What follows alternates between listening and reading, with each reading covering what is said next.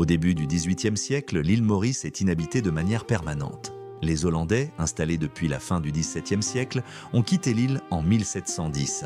Leur implantation n'a pas été durable en raison de difficultés logistiques, climatiques et économiques. En 1715, la France décide de prendre officiellement possession du territoire. En septembre de cette année, l'officier de marine Guillaume Dufresne d'Arcel débarque sur l'île et la revendique au nom du roi de France.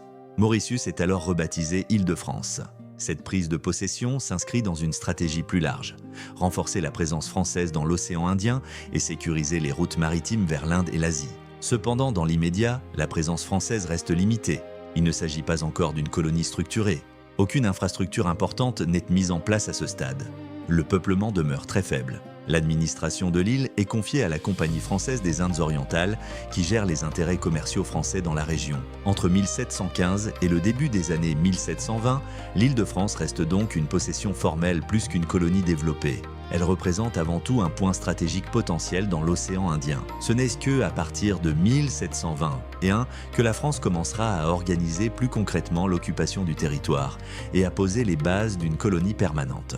Si tu as appris quelque chose et que tu souhaites en apprendre davantage sur l'île Maurice, partage et abonne-toi.